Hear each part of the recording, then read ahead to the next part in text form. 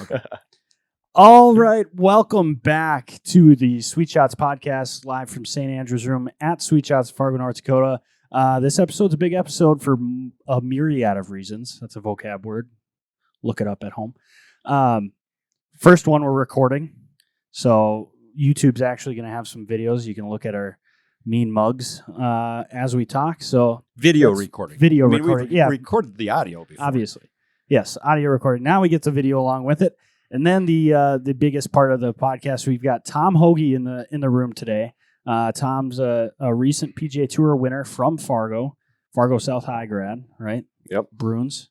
I was a Bruin for a short period of time, every winter for 3 years. You got to check hockey. that box. Check right? that box. I think I earned a Fargo South letter You for so hockey. This is. We'll get to Tom here in a little bit, but let's talk about you, Lucas. You have a letter. You want a letter for Moorhead High. Yep. Varsity letter for golf. Yep. A letter at Shanley for varsity golf, and a letter at Fargo South. South. Time out. Wow. How Yeah. did you get a letter from Moorhead High? I played a varsity golf, 2 varsity golf meets for Moorhead As High an eighth in grader. 8th grade. Oh, well, you're at St. Joe's. Yep. I'm following. Anyways, Okay. It would Get have been 3 tournaments, but a couple. Well, my parents didn't want me playing in a tournament over a school retreat, so I made the top team, and they told me I couldn't go. that's so. poor parenting. But nevertheless, yeah. So Fargo South grad. It's great to have you in here, Tom. Thanks for taking time to get into it with us. But I know we were kind of joking beforehand. Our whole little niche being the DraftKings fantasy golf. Last week, or I guess 2 weeks ago now, was our attempt to put a twist on the traditional DraftKings, where you draft your 6 guys, and then it works kind of fantasy football-esque. They get points based on the amount of birdies and et cetera. And 2 weeks ago, we tried our best to have the worst ball team, where you wanted the lowest possible score. Yeah, and Mark, I introduced Mark to DFS golf a couple years ago, and he has a knack for picking the worst teams. But Now, on paper, is this costing you money still to do? Yeah, we throw it, but we do. Hey, if you guys want to do this in the future, I'll be glad to host this worst ball team. yeah, not the smartest play, but we do low like a quarter. Yeah, right. Quarter, but Mark, dime, yeah. Mark had a month run of you couldn't have picked worse teams if you tried to. It was like I had done research in their personal lives. You know, Kuchar's got a bad elbow. He's on my team. Yeah. And then he withdraws. I mean, if you can pick the team, the guys maybe having some off-field issues. Yes. Yeah. You know, if you find out perhaps there's a chance the flight gets canceled from wherever he's coming from. Now, though you do a deep dive on stats or research, you know, it's elite level stuff I was doing, being able to manage picking, and you had to spend your entire the entire 50,000 or whatever your budget your is. budget. Your bank. That was the rule. You had to do it. So, But you're making it sound like you were trying to do that No. at the conception of this event, this worst ball. You were not trying to do that. I was not. No, I was. You I were was trying to win put the these best team I could, and I had a knack. I had a long stretch of finishing near the bottom, Yes, so you did. I changed my approach. Yeah. And now you're more in the middle than the bottom. Yep. Are we going over last week's, or are Yeah. we going to Yeah, actually let Tom talk because we he's can here let to him go. Yeah. talk? Either way. Let's rip through this real quick. So DraftKings. So I'm just going to throw it out there. So I had 2 teams. The team that we really tried on, and then the team that worst ball. Worst ball. Yep. And all 5 of my players' worst ball made the cut. So did mine. they did. I've got to say, I've done a few podcasts. People ask me how to pick the teams and whatnot, and I really don't know how you would pick golf, to be honest with you. I mean, so much goes into it. I feel like that the common people would have no idea what's going on. For me, I was one of the pre-tournament favorites last week at Sea Island, and the weather's been terrible in Dallas. There wasn't a lot of practice leading up to it, so not to say that it was expected to miss the cut, but I knew that it was going to be challenging to have a good week those weeks. So there's just a lot of stuff that people really don't know what's going on, and I think golf's crazy hard to bet on. That's a great point. That's a great point. Those variables. All of a sudden, should now we got to add another variable. Yeah. What's the weather Jeez. like in the hometown? where he's been living. Yeah. Hadn't thought of that. That hasn't been on any of your analytics. No, I don't have that one. I'll add that one. So how about the wrinkle we threw out last week, 2 weeks ago, where I threw to these guys, if we were to play, and it was Houston was the event? Is that It where would have been Yep. Houston. Yep. If Yes. the three of us played scramble format That week, that week, tournament setup. tournament setup, could we make the cut? Was my question to these guys. Could we have made the cut? And then let's assume we did make the cut. Where are we finishing? LJ, you were pretty confident we could make the cut. I feel like you could make the cut Scramble. just with our talent. Three If of you're us, gonna- I know two of you. What's your game like? My short game's really good. He's the first putter. You know, Yeah. you throw him out I'm there. giving he him hits a the line. first putt. Tom, I'm it's giving just him a line. it's hard to say. You know, there's courses like last week. I would say you'd make the cut, no problem. It's a shorter golf course. You could hang in there pretty well in a scramble when the scoring's not real low. Mhm. Tournament like Vegas, you know, we play, and it's some years the cut's been 600-700 under par. Yeah. Yeah, we'd have to pick and choose our It course. would be, yeah, exactly. You'd be Well, smart. And to me, it just shows how well players like yourself, Tom, are. I mean, it's elite level. This is such a different level because LJ, I play with you. You're a really good golfer, but to think that we'd have to do scramble, the three of us, and we might not even make the cut is Yeah. ridiculous. That's how well you guys. Yeah, are and playing. more so it's just the setups and stuff that, you know, you're not used to seeing Sure. everyday play, and you hit some shots and you get in some spots that you're just trying to get out there with a bogey just because it's so severe on the screens. Now, in a scramble, I mean, you'd avoid those situations for sure, so that's where it's a little bit hard to gauge, but it's always been interesting. You know, I've always thought, you know, a U.S. Open or something like that, they've got to let kind of a similar situation. We always said like a group of 8 to 10 handicappers come out and play a scramble for Just them. to Just for see. TV, it would be Yes. awesome. And That's what we talked about. Mark brought it up. Be fantastic. Each they used tour, to do that where they had kind of. I remember they did it at Torrey Pines the one year. You remember that? I think it was the Monday before or after the U.S. Open. They brought out kind of a few different groups and see what they would shoot. But I think it'd be fascinating to watch. It would be. fantastic. I think you would silence a lot of haters out there. For sure.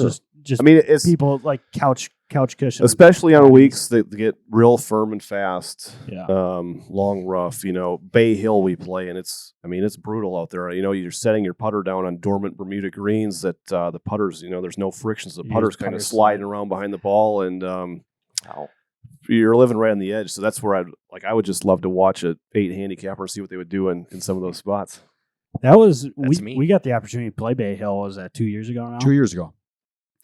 For sure, not the same conditions you guys played it in, but it was just kind of funny because I was coming on. I was probably at that time a senior at NDSU, so a Division I program. We get down there. Granted, I probably didn't look the best because I think we stayed up till like 4:30 in the morning the night before. You, Bob, By, and Bryce, and we get there and they give you the 4 caddy, and he asks you, where do you guys want to play? What tees you're playing? I say, I think I'm gonna go back. I don't know if they're green tees or whatever it is, the tips. He's like, are you sure? Are you sure about that? Usually that's scratch players. It's kind of the better players. I'm like, yeah, I think I'll be okay. So for some reason I just didn't look like I could do it. I ended up birdieing the first hole, and then he felt better about it.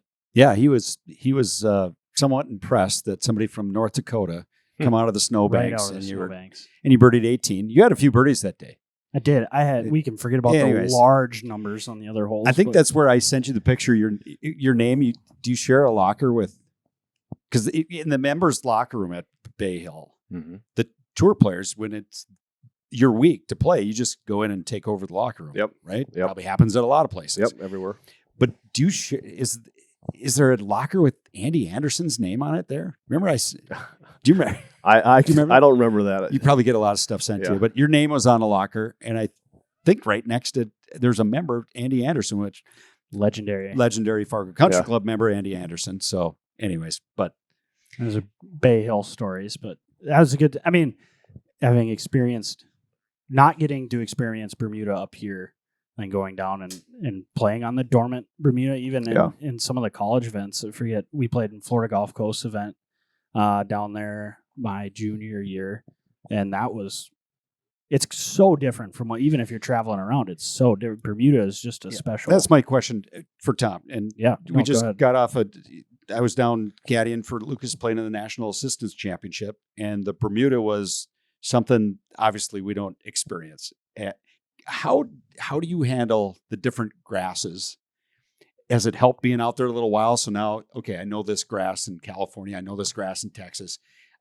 Was it an adjustment? How much was the turf a deal? It wasn't a lot for me, professional golf, because, you know, it was something that I never really thought of as I was picking a college to go to. But, you know, being at TCU, I learned how to play on Bermuda grass there, and obviously grew up here on bent grass and Poana, so I kind of knew those as well. So I really had enough time before I got out there that it wasn't much of an issue for me. And I don't know, I've adjusted pretty well as we've gone week to week and not really had to think about it a whole lot. But it is a big adjustment. I remember the first, couple months down in Texas on that grainy Bermuda grass down there when I first got down to TCU, and you'd read putts to break right and they'd break complete opposite direction the same amount. So it was a big adjustment, but luckily it was something I went through pretty early on. Yeah, our biggest deal down there was out of the rough. And I told you beforehand, I hit my driver terribly. So I spent a lot of time in the rough. And, I mean, you're just guessing out of there from a kid coming out of snowbanks and in the bent grass. I mean, it was like, I don't know, the highlight of our round Saturday or Friday was hey, let's club down because we're sick of seeing these things go over the green. We had done the math. We did the hard math. Everything. We're gauging, like Florida 20 mile an hour stiff breeze, 128. We're in the rough, and we do the math, and it's like, okay, here's the shot. Here's the shot. Here's what and you're like, okay, let's hit this. I said, timeout. I'm tired of seeing the ball going over the green. Let's take one club less. Yeah. See what happens. That's a great idea. This thing's flagged. It is all over it. Might have We're been like, my best wedge swing of the Get day. down. Over. Still went over. Yeah, I Switch mean, it. that was, I guess we didn't It's get golf. much. It's golf. Plus, Absolutely. on top of that, coming out of the snowbanks, and then with what happened here the week before, there wasn't much practicing going on. So it is what it is. Yeah. I think it might have been your easiest caddy job you've ever had. So in your caddies, life. the players had to ride. Clubs had to be on the cart. Caddies were not allowed to ride. It was the Interesting. weirdest setup for a caddy. Like, they encouraged caddies. But But you're at the just same jogging time- along the cart. Yeah. He didn't even jog. Well, He'd just walk. He'd saunter up the fairway. And it's So like, you're I don't waiting know. on your caddy. Yeah. And the worst part was we were on the clock for half our round the first day. dragging caddies around. It mean, kind it of was just- backfired on them, I think, a little bit for pace of play. 'Cause Yeah, we talked. Everyone that I talked to, they were like, "This is the dumbest situation," because it was like the only tournament guys would go to, and they forced you to take a card. Yeah. And it was just a weird scenario. But yeah, you're about 20% on divots filled. Sand seed, I was sometimes I 50% was on there, course sometimes I wash. wasn't. Yeah. I had a wet towel, and he's hopping on his cart. It was very awkward. It So I was. found I was half spectator. You said it was the perfect like high school parent opportunity. Like you're watching the golf and you're also You get to being able to give some advice. You can give some advice, but you're not there all the time breathing down the It was kid's neck. bizarre. You happen to, if you catch up with them on one hole, you're like, "Hey, how about you think about this?" So random question. What's the craziest caddy situation you've ever either experienced yourself out on a tour or you've seen? Anything pop into your head? Caddies and shenanigans or I don't know. There's anything I've seen directly. There's a caddy out there that's a legend. D. Rawls is his name, and he needs to have his own TV show or radio show because the stories he's got are legendary. He used to always stay with my caddy that I have now, but he had a few comments. Hey Henry, what's the number for 1-800-Flowers?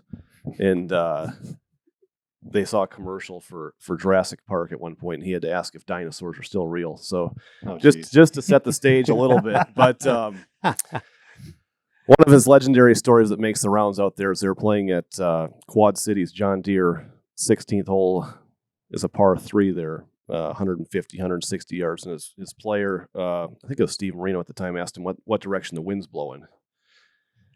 And he goes, "Look, you idiot. look at the water down there, it's straight downwind. Oh, geez. Well, it's a river.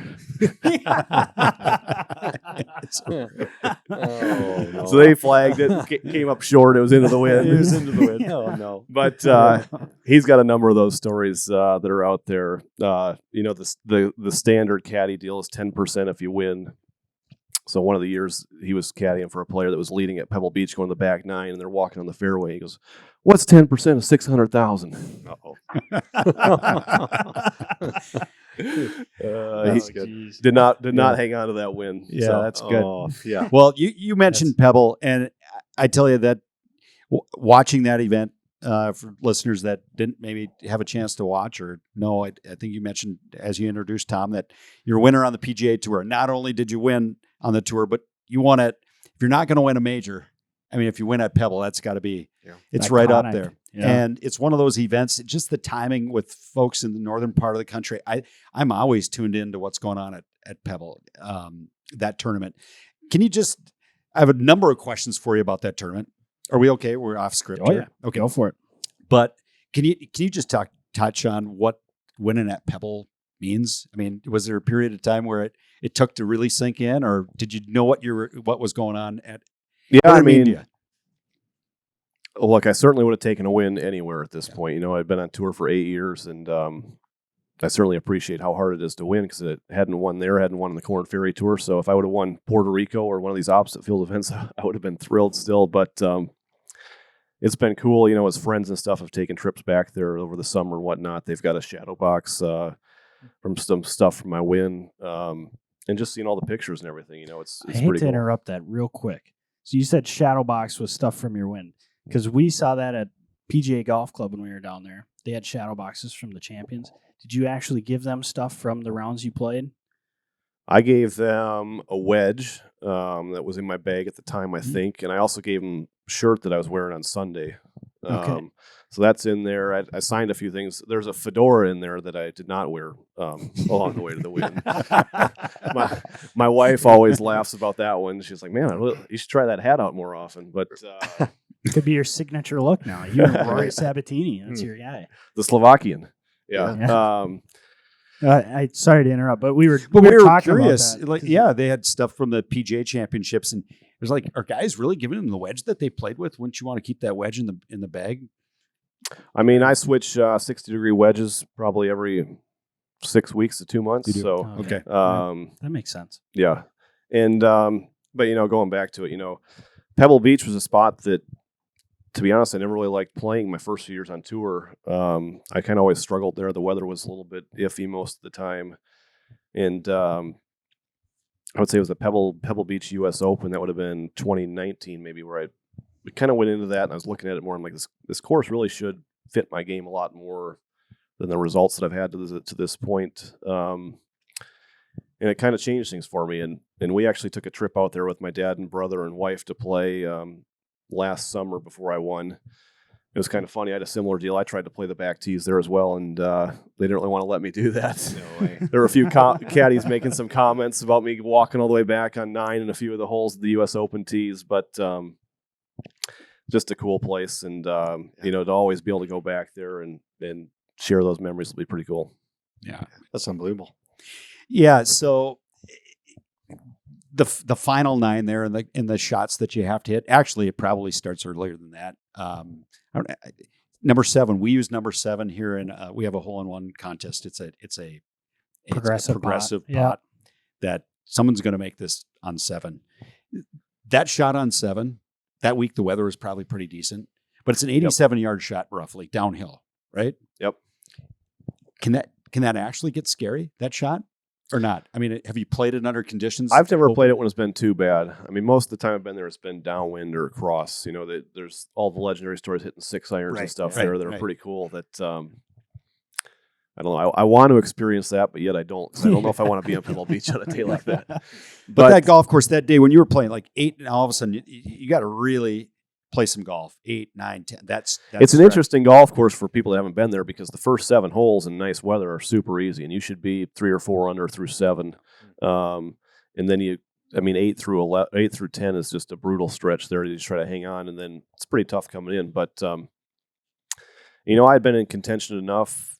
I got off to a bit of a slow start there. I think I was 1 under par through 7. I made a double bogey on the 5th hole, and then I bogeyed 8 as well. And I mean, usually if you're right there and you're even par through 8, you're kind of getting lapped at that point. So I really didn't think I had much of a chance, to be honest with you. And I looked up, I think I was walking down 9 and saw a leaderboard that's only 1 back. So it was almost like a little bit of new life that was still in there to a certain extent. And then I played really well the whole way in. But it takes you a little while in some of those rounds to kind of settle in and whatnot. And I was fortunate that I was still in the ball game at that point. Yep. And winning is, you mentioned it, winning is not easy. And really, depending upon it, doesn't matter what level. You need some things to go your way. You can't control what the other players are doing. Sometimes you need a break. Did you get a break that day where it's like, boy, okay, I'm glad I got that bounce, or wow, that putt I didn't think was falling. Was that part of the win, or was it wasn't a break in the traditional sense, but I hit a good shot on 14. I was playing into the wind with a wedge, and I had about 20 feet, and it was a straight-in putt right down the hill. So just get it online. I made it, which is a big one. And, you look at spots in the past where you've been in contention, you've hit a good shot, and you'll have a double breaker or something from 8 feet, and just harder putts. So I was fortunate there. And I was 1 back at that point, maybe 2 back, but I went to 16, hit a great iron shot that was within a foot. Yeah, that was awesome. But I look at that and you're like, if you've got 6-7 feet, those can be tough putts to shake in there when you're trying to tie the lead. So it was nice to have a kick in there. And then stepped up on 17 tee, and I watched Jordan miss a short putt. I don't know if that was for birdie or par at the time, but it was a perfect 7-iron number for me. The wind was pretty much straight off the right, and I knew as long as I just kept it anywhere left of the hole, I was going to be fine. It was going to fly the bunkers and be short. It was just a real comfortable number that I had. So little stuff like that you don't have to try to fit a shot in there or anything. Stuff gets a little bit easier when it's your time, like you said. Yeah. How much are you like working a ball? Like when you get over a shot, are you trying to hit like a hook necessarily, or is it more just I'm going to pick a spot and hit it to that spot?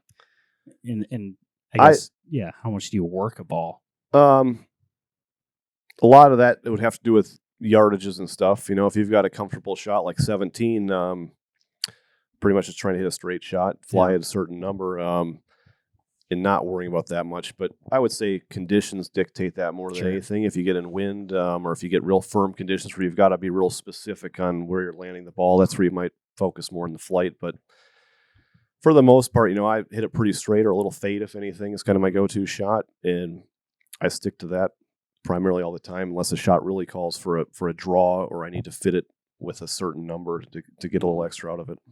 Well, and Mark touched on it with the DFS world. Stats. There's stats available out there, and one stat is obviously strokes gained or tee to green or off the tee. You're one of the leaders in strokes gained approach. It might be top 10 in the PGA, and that's obviously a strength of yours. And when us knuckleheads come together and we start looking at course shape, setups, and you go, okay, who are those strokes gained leaders? Your name's always up towards the top there. Obviously, how often are you working on that iron game? Is that a focus? Is that something you've done since a young age, or as you become a pro, 150 in? How often? Yeah, it's always been a strength of mine, I would say. Okay. And distance control, I think, is the biggest thing when I think of strokes gained approach, and that's always something that's come pretty natural to me. And I think that growing up in the wind here, being in the wind in Texas, and learning to control ball flight more than anything has really helped me. And I'm never going to be one of the guys that leads off the tee just because distance is such a big deal in that stat. So I've got to make up for it in other areas, and that's kind of where I can gain a little edge on the rest of the field. Yeah, and you have. Yeah. We Chuck does deep dive into the analytics, and it is amazing some of those trends on different courses. What tends to separate players on a golf course, whether it's strokes gains off the tee, or if this ends up being a putting golf course or an approach. Overall, sometimes obviously makes a big difference in that. I had a question. Do you have another one? No, I'm just scratching my neck. So. Okay.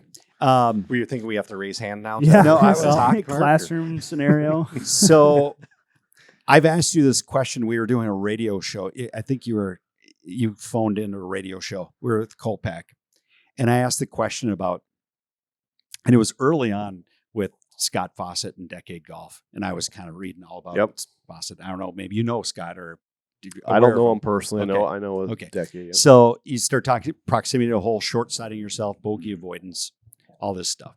And I think I asked you a question about, you know, and it might have been maybe after a couple tournaments where, you know, maybe you missed a green and, you know, on the surface from my couch, it looked like, well, why didn't you just throw it to the right of the hole and take a 2-putt there? And you answered the question. I said, you know, you ever get concerned about short siding yourself? And you said, I'm a better chip. I have more faith that I'm going to get up and down from short side than I am a leg putter. Do you remember saying that? Oh, yeah. Is that how you truly feel that way? You'd rather? In the right spots. I mean, there are spots where you can be aggressive and short size yourself, and you're going to have an uphill chip and be totally fine. And, you know, that's one of the things that knowing these golf courses well has helped with. But, yeah, I would say I don't practice lag putting that often, and I'm not a very good lag putter when the stats come down to it. So, all right, duly noted, Tom. I just love every play. It was a bit rough at the British Open this year. I had a lot of 3-putts there, so that'll need a little more time leading into the British Open this next year. But when your iron game is good, is that good? You're that good, and your proximity to hole is that good. You probably don't find yourself having to leg putt a lot. Yeah, when I'm hitting it well, I really don't. And but with that, I would say, you know, if you look at over the course of this last season where I've played a lot better, a tournament like Palm Springs stands out where I finished second. It seemed like dang near every hole I hit it to 20 feet or 25 feet in that tournament. I didn't really hit it close a lot, but I just probably had 14 or 15 putts from 20 to 25 feet for the tournament every day. And it's hard to screw that up. Yeah, and that's something, I mean, being able to grow up kind of on your tail end time at Fargo Country Club, because you were there 05 is when you got there. So getting to grow up, watching you practice around there too, around par 3 course and whatever, but you've always been a fantastic ball striker.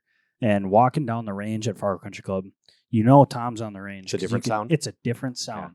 Yeah. And I used to be a range rat where it was like I'd spend hours on the range and then 15 minutes on the putting green hitting 5-foot putts, because who needs practice that, you know? But I remember there was a turning point when you were back and practicing, and you were on the range, and we were walking on down. tour. He had been out on tour. You were on a few tour. years. You came back, and you were out on the range, and we were walking out just to come say hi. And then I remember you had your driver out, and that's like my favorite club in my bag ever. And so I would hit driver for 2 hours anyway.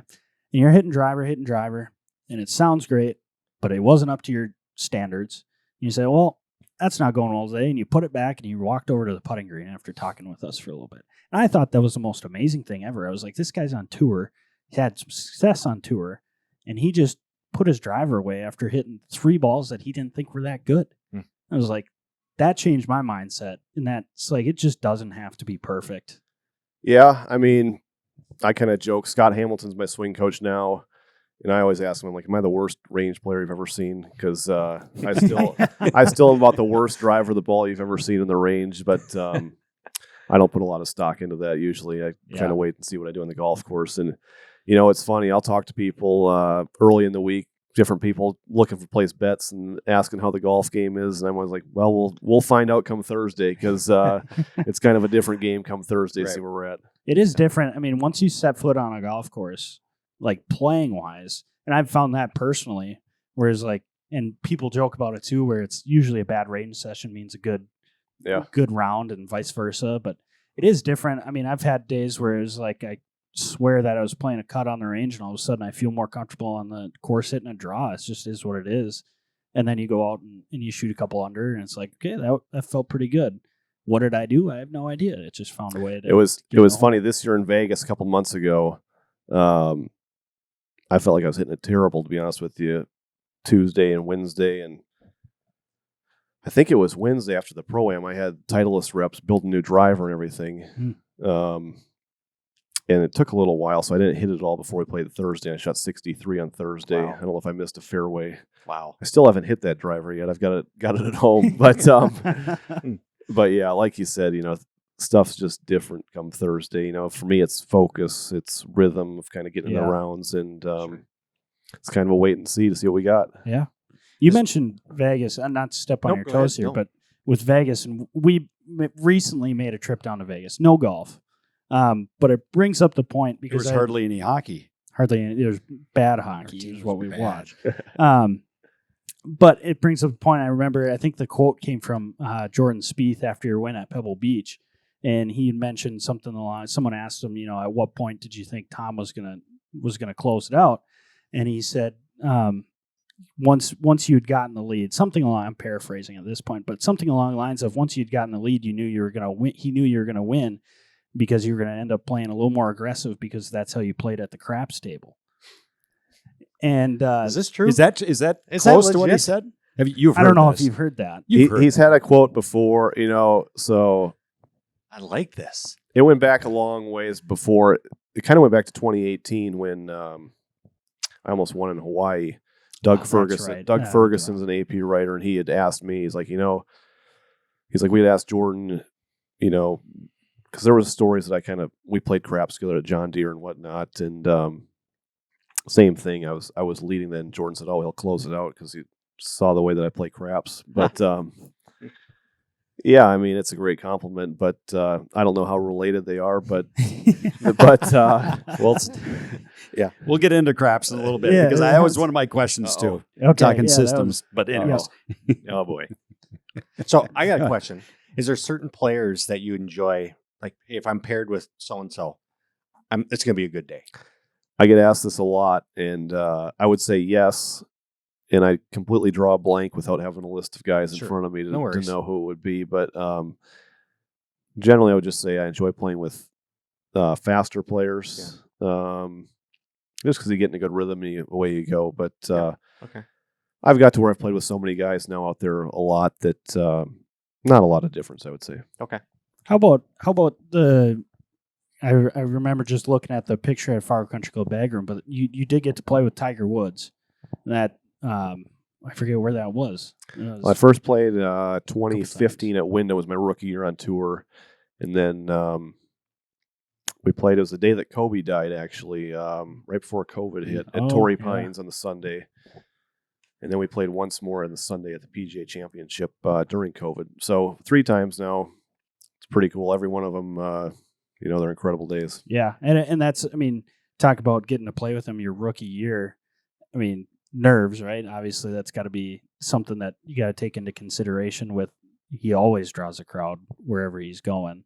That's got to be a factor, right, when you're playing? Yeah, or do for you sure. Just block that out. Not just nerves, but just, pretty much every emotion you can think of. I was fired up to play with him. We were tied for the lead on Saturday to start the day. It was our last tournament for the playoffs, and I was like 132nd or so. So I needed a good week to get in the playoffs. And looking back, it was probably not a very good pairing for me to make those playoffs, but it was probably the best thing that happened to me for my career just to handle that situation. Sure. But, I hit 2 good shots in the first hole and had about 4 feet for birdie from above the hole there. And those are really fast Bermuda greens there at Sedgefield. And Tiger made about a 15-footer for birdie right ahead of me, and the crowd's going nuts and everything. And I've got a little downhill, outside the hole putt. And I got over it, and just, the excitement, anxiousness, everything.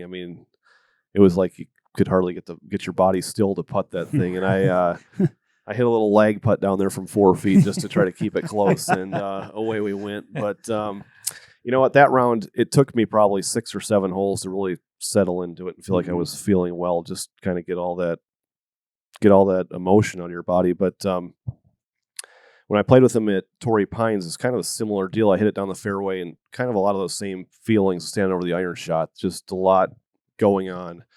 But luckily there, I was able to kind of settle into it right after the first hole.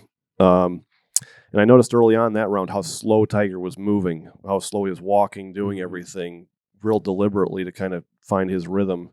And I just tried to match his pace the whole way, and it worked pretty well there. It is impressive.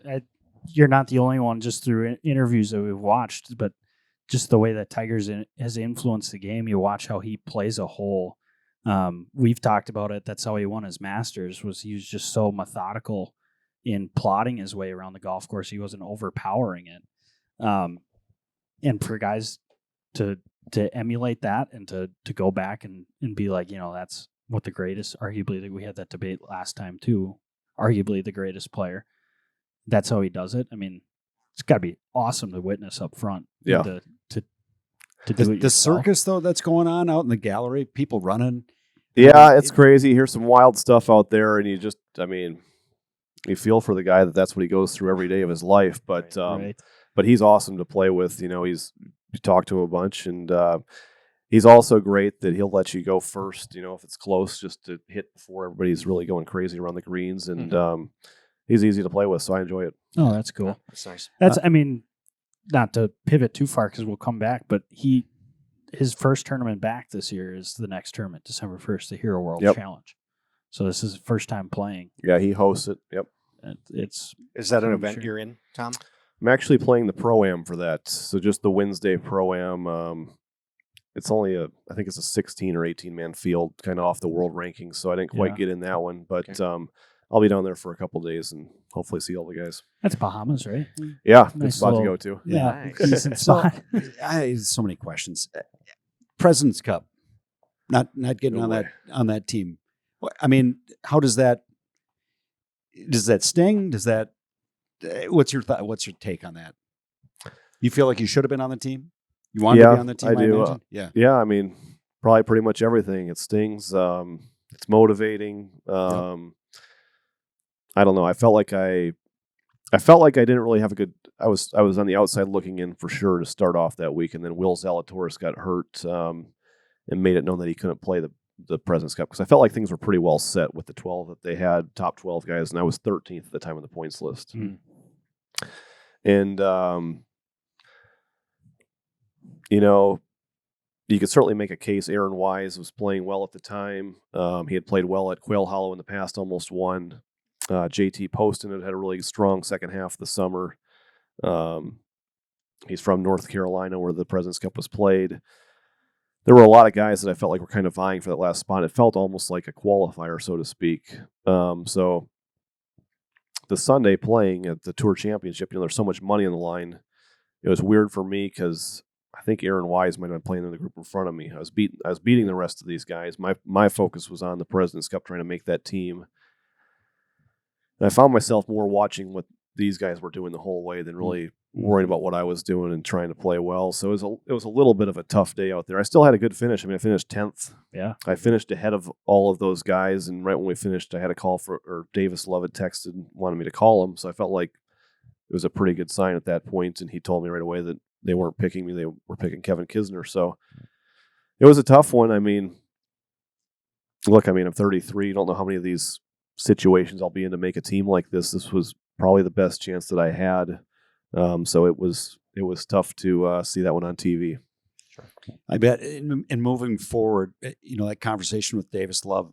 I mean, is it something where, you got to move on, got to move past it. But is the communication such that there's not a wedge driven between you and guys that are making that decision? I mean, I understand it. Yeah. You look at a captain, that's probably the worst part of their job. Yeah. Every year, and if you're 15th, 16th on that points list, you've still had a great year. So you can make a case for anybody that's up there. So I don't really hold anything against Davis. I really would have loved to be there, but I get why he did what he did. And I think that the guys on the team have a lot of say in who they want in the room as well. Yeah. So they went that direction, which is totally fine, but I just got to play a little bit better so I'm not on that bubble, so to speak, going forward. Sure. Yep. Mm-hmm. Yep. Okay. I got another one teed up. I got a few. Keep going. Augusta. Looking forward to getting to Augusta. Yeah. Because it's once we turn New Year, I would imagine you got players, but you start looking at. I'm trying to find members that I can get out there early. So if you know any members, that was another question. Do you get access with our wide reach here? I can go out 5 times, I think, before, but I've got to have a member host me to play if I want to bring guests. I think I can go out on my own, play by myself, but if I want to bring some friends, which is fun, last year we went, I took my dad and brother. It was all of our first trips there. It was pretty cool to share that with them. So you even brought Coach Kennedy out. Right? Coach Kennedy came to the tournament, or to the tournament, yeah.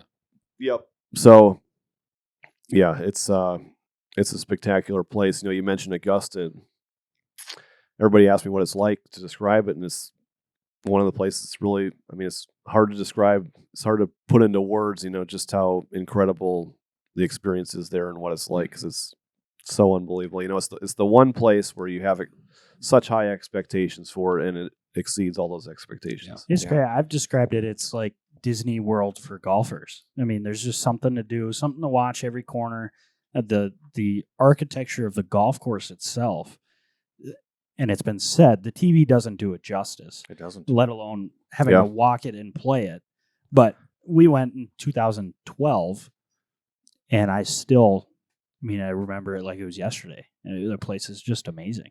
What they I would do. I would go back to your scramble would not make the cut there. I It is. would agree with you. It is a brutally hard golf course now, and it's a tough walk with all the hills, how big it is, and it's just a real demanding week there. I was worn out after the Masters this year, so certainly excited to get back and hope my game's sharp for this year. Yeah. How about I just saw like this morning they just completed an extended tee back on number 13. I don't know if you've heard anything about that. I don't know a lot about it, but I know they've been working on it. It was funny because I went and played in February with my dad and brother, and they made a lot of changes to 11 last year. Oh, really? And I played practice rounds with Jordan Spieth and Daniel Berger on Monday and Tuesday this last year, and that was the first time they had seen the 11th since the changes. For me, it looked like that had been there for 60 years with the trees, but just incredible what they can accomplish in a real short amount of time. Well, they just started this a couple months ago with the. I remember they've had the land for a while, and they've done a lot back there. I think the tee was probably the easiest thing for them to do, but it'll be interesting. They made some changes to the 15th hole where they lengthened it last year. Mm-hmm. And some of these guys that have played before didn't like it as much because it kind of took a little bit of the risk reward out. We played a few of the days into the wind, you really couldn't go for it, which kind of takes away from the entertainment value as well. Yeah, just for us on our couch. Yep, absolutely. Critiquing. So on TV and those greens, actually, I think they look bigger on TV than someone did in person. 18 green to me on TV looks huge, and you get there and it's like, okay, it's not like a huge green. But my question is the shelves on those greens and how quick those greens get in the hole locations. Is it literally sometimes you need to land the ball in a 4-foot square? For sure. I think of 6, the par 3 is the one that really is like that. They've got a shelf up in the top right that's a really small area to hit. You've got kind of a lower left and then a back left. And you've got to be in those right areas, or putting is a nightmare. And you're standing back there with 6 iron, 7 iron, so it's not like it's a short iron coming in there. It's a 190-yard shot trying to hit in those spots. But we played on Monday, and Jordan Spieth had commented that's probably as firm and fast as he'd ever seen it on a Monday there. And we had quite a bit of rain that softened it, so it wasn't quite up to the speeds they would normally have it for the tournament. I don't think this last year, but it was interesting. I got a lot of the practice rounds just watching Jordan around the greens and where he would hit certain putts. He wouldn't go directly at it. He'd play it up a big slope in a way, and I learned a lot that way just by watching what he was doing around those greens. Some of it, do you have to embrace that? Sometimes you hear some of that would be Mickey Mouse golf, right? You got to hit it over here to get the ball to go over here. Do you have to have a mindset? You just go, hey, this is Augusta. I got to think out of the box here a little bit. Exactly. It is interesting. I'd be curious, if you had never played a tournament at Augusta, I think guys would be pissed when they leave there about some of the shots that you have to play. Yeah. But it's Augusta National, the history that's behind it, how incredible it is. But there's some wild shots for sure. I had a pitch shot on the 18th hole in the second round. I missed the green left. The pin was kind of in the lower right section of the green, and I kind of had to play it up 30 feet left of the hole up into the backstop way high and just have it kind of settle down about 10 feet and try to make a 10-footer because the advice I had got before, Mark Brooks is a good friend of mine from Fort Worth, PGA champion. And he always said, he's like, the best advice I can give you is just avoid the runaway trains. And by that he meant always take the high line. So you're never getting something going low with too much speed, and it's going to get away from you. Sure. If you keep it on the high line, it's always going to kind of keep working back towards the hole. So you're just aware of a few things like that, and trying to limit the damage when you really get out of position. Yeah. That's remarkable. It's fun to watch. Yep. Great tournament to watch, and then to have Yeah. you playing in it, it's really special for our area Yep. to be able to have that opportunity to watch you play. Absolutely. I have one more question that I know I have to ask. Okay. And then I'm, Shocker. huh? Shocker. And then I'm then Well, then we got to talk about why he's in town. We Yeah. glossed yep. Yeah, And this is we going to glossed pivot. over it. This is Yeah. going to pivot right Oh, to okay. it. A good segue. Like I'm a polished media on this program Oh yes. or program, however you want to. Broken. A while I back, know where you're going. Yep. we had this talk about if it was disappointments in golf, and one accomplishment that you didn't get to check off He knows what's coming. I think the box. he's out. He's out. Way to go, Mark. Maybe I don't Oh, know. jeez. Is a North Dakota State high school championship? I Did said, you think that's where I was going? Yes. Okay. Tom, Thanks for bringing that up. And I sat here with, there's no way he didn't win one. Because And I went- I just remember the Bruins, other than the Deacons, were dominant. Like, he had to have won one. He goes, no. I think LJ, you even said it. No, you never had one. Well, I said It was your motivation to me in high school because I never won one either. He's like, I know some good players, like some Yeah. great players that never won a high school city championship. yeah. Every May is actually it was June, probably. Yeah. The chins hanging down that final round at state, and I'm like, oh, yeah, there's good players that never won state. Kind of like the Russ Newman line. Between the four of us, we've got 0 state titles here. That's Perfect. Yeah. So I'm saying no. This is high on his list. I still Of think if you disappointment. ever get a chance to ask Tom Hoge, I think he's disappointed that he didn't win a state title. Yeah. Where does this rank in your golf disappointments? Is it in your top 5? That would be a tough one. I mean, I certainly look back and feel like I should have won one. I always put too much pressure on myself, I would say, at the state tournament and tried to perform my best then. And it was a good learning experience for me that doesn't really work too well in golf, So, but with that said, I mean, I had played well. I finished second at least once, I think. I think I was always in the top 10 somewhere. So I had played okay. Just whatever reason wasn't meant to be there. But And when you thanks, were playing, thanks for bringing that up. Yeah, well, yeah. way to go, Mark. Well, yeah, but there were some good players. I mean, when you were playing, Oh, there were a lot of great players, and I know Ben Freeman was a teammate of mine that won Yeah. my junior and senior year. Matt Rubis was another teammate that won our sophomore year. So it was always teammates winning. So you were certainly happy for them, and we always won the state championship. So I was always pretty happy leaving those state tournaments. Yeah. and that parlays right into the reason why you're in Yeah, town. the reason why you're here. I mean, you're getting inducted into the Fargo South Hall of Fame, which is, I mean, That's by awesome. any standards, amazing. So congratulations on Thank you. that. You're getting inducted along with your high school coach, Steve Kennedy, who's my college coach. So I was going to pick your brain a little bit if you had any crazy high school story. I know it's a little different. You're not spending as much time with a high school coach versus a college coach. Yeah, I was trying to think of some stories coming back here. I guess, first thing I think of when I'm being inducted in the Hall of Fame is I'm officially one of the old guys here now. And with that, I can't really remember any of these stories real well. But I don't have much for Coach.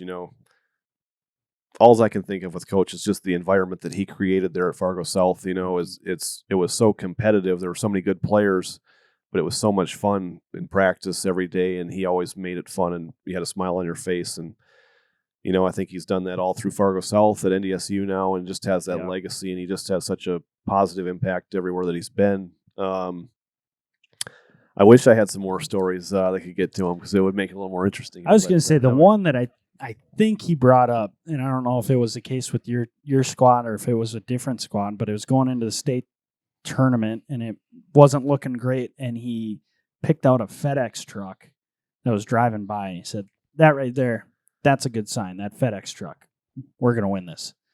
And that was his motivation through college. A FedEx A truck. FedEx truck. I hadn't heard So, that one. You It have wasn't to one of ask my. him, We, 'cause we he- we had big leads.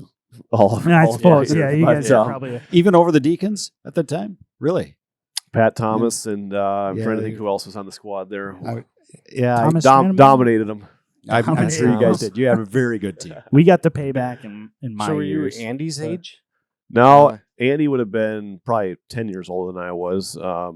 He kind of led the way for us all. Then he had the group of Brandon Askew, Dave Schultz, Kane Hansen. That was, I always call them the dream team. That was like 2001, 2002 at Fargo South. And I was 2007 was my graduation year. So a little bit later, but I was just with Coach Kennedy this morning, and I was giving him crap because my 8th grade year, I had to start on the intramural team at Fargo South. They wouldn't let you try out at all. And I worked my way up. I played one varsity tournament at the end of the year. I shot 85 at Devil's Lake, looking back on it. But he lost the state title that year. If they would have won that, it would have been 12 in a row that he would have had in there. And I was like, man, he had a future PGA Tour player, but you couldn't get him in the lineup. He couldn't get him there. That's what he couldn't get him in the lineup. I remember Dad introduced, because we used to play pro-ams with Coach Kennedy and our father, and I don't know where we were, but Dad introduced to another guy. He's like, yeah, between Coach Kennedy and I, we've won 15 state championships in a row. And he's like, 14 of them have been us, the Bruins. Well, you didn't need to tell him that. Yeah, exactly. Yeah. No, that back to the FedEx deal. That was he brought that up on my freshman year of college when we won conference. And we were right along, played in Sand Creek Station in Newton, Kansas, middle of nowhere, Kansas. And we flew down there, but then we saw a FedEx deal, and he was like, that's it. That's a good sign. And then sure enough, there's a whole train of FedEx cars that drive by at the golf course. At the golf course. And it was just like, it's all FedEx. And so that whole week we were just jazzed up. This is it. And then sure enough, it was blowing 45 miles an hour, and 5 kids from North Dakota just scraped together a couple good rounds and beat out Denver. It was funny today because he made a comment that Larry Murphy's the most positive person he knows. I 100% agree with that. I don't know if I've ever met anyone more positive than Coach Kennedy, so I would have to debate that one.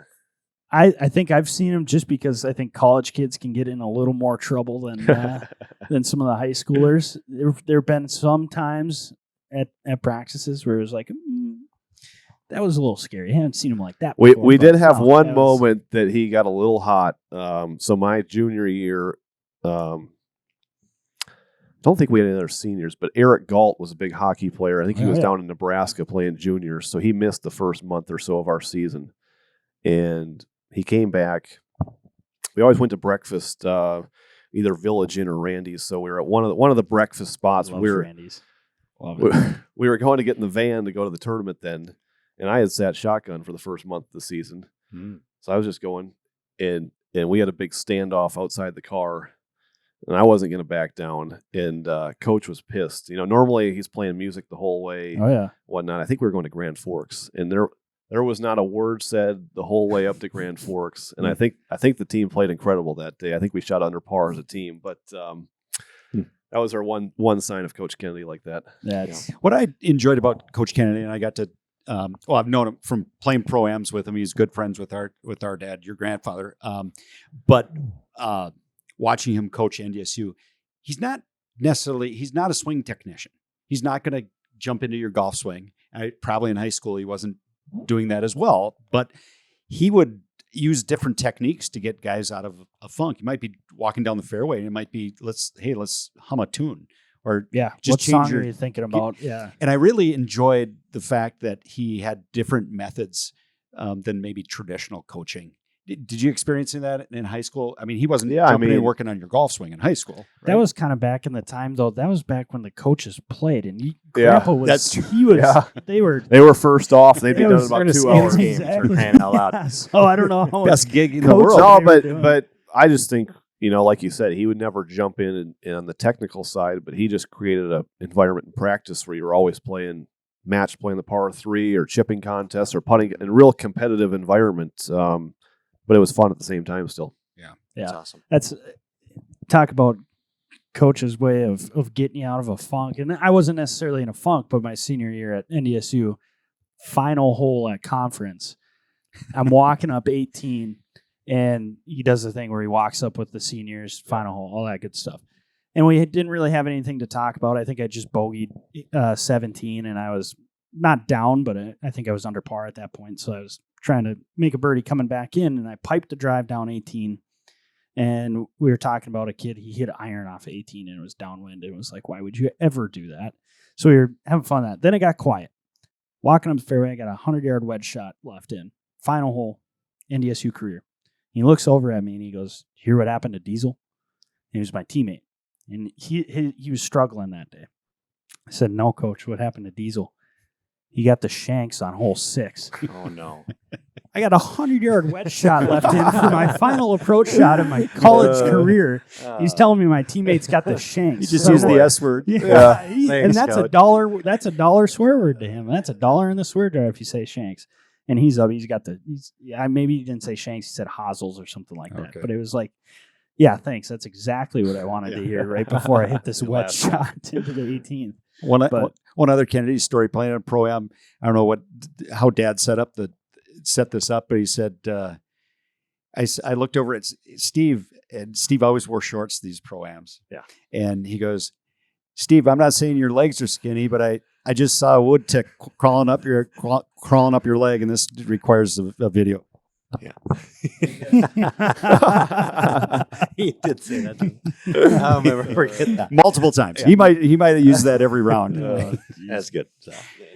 Yeah, he's a great man, better coach. I mean, Really neat that you two are yeah, getting in there together. together. Yeah, Congratulations. pretty cool. Congrats. Thank you. Yeah. That's awesome. There's Chuck, you got any? We don't have a team to pick this Nope. week, so No, we're not breaking anything down for this week. Nothing. I mean, the next one's going to be the Hero World Challenge. So, Tigers. Are you guys doing anything for the QBE week after? I'll be playing there. Oh yeah, There we go. Yeah. Yeah. We'll be, all right. Do we need to throw this out? This is probably the last thing we need to talk about. Yeah. You need to come clean on you and When I Tom- have him in my Tom's on your- roster. yeah.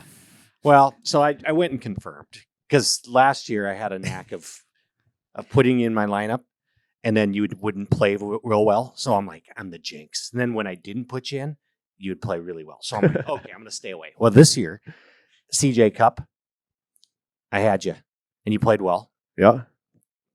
Then, so what I'm saying is, last year was a different deal. This year, the jinx is off.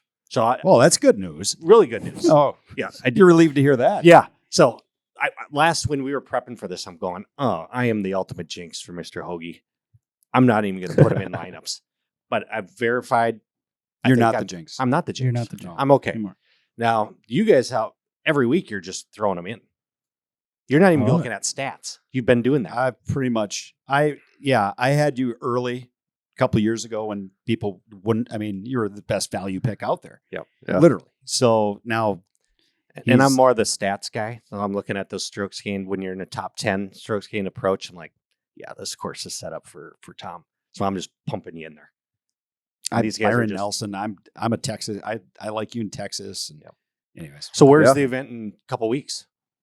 Down in Naples. It used to be the Shark Shootout. Obviously, he's been asked not to show up this year. Sure. So the Sharkless Shootout this year. Okay. We're calling it. But partners who I'm playing with Sahi Thigala. Oh, yeah. So You had a great week this last week. yeah, So good, you very played good well. player. So I'm excited to play with him, and there's got to be something going on DraftKings for that. Absolutely. Yeah, we'll be covering it, so that's exciting. I guess. And my last thing I wanted to touch on, I said I was going to bring it up. We almost touched on it when we talked about Vegas, but get into the crap strategy. Mark and I, we got into the craps tables in Vegas. You're more of a roulette guy. I don't know what you're. I like craps you too. get into crap. I guess we hammered at my 21st birthday down there. We were Yep. living at the bubble craps, but you talk about, obviously there wasn't necessarily exact correlation, but you're a craps guy. Do you have a certain strategy where it's like, that's a fail safe? I'm always playing. I probably have a pass, fail-safe way to lose. I mean, well, the Yeah. table gets Yeah. cleared for every one of us. Yep. No matter what. no, That's important. I do the same thing over and over. I place even numbers on the craps table, so 4, 6, 8, and 10, and I just wait. Hopefully, catch a long roll. Catch a hot shooter. That's the name of the game, I guess. The funniest story I had with that was 2018. First year I was playing really well. I played well in Hawaii.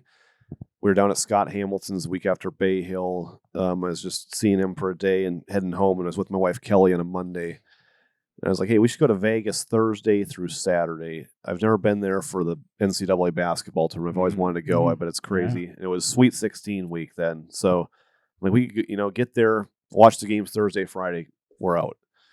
And she said, absolutely not, which is pretty smart of her. I'll give her that. But that Friday night, I was getting videos and all this stuff. So Gavin Maloof has become a good friend of mine out there. They used to own the Sacramento Kings, the Palms. He's at Bellagio 300 days a year, probably playing craps. But his girlfriend rolled for 4 hours that night. Oh, my God. We would have been there Oh. with him. It was the longest roll in the history of Nevada. Wow. Oh, my goodness. I was getting videos, everybody What? going nuts at the table. And 4 hours.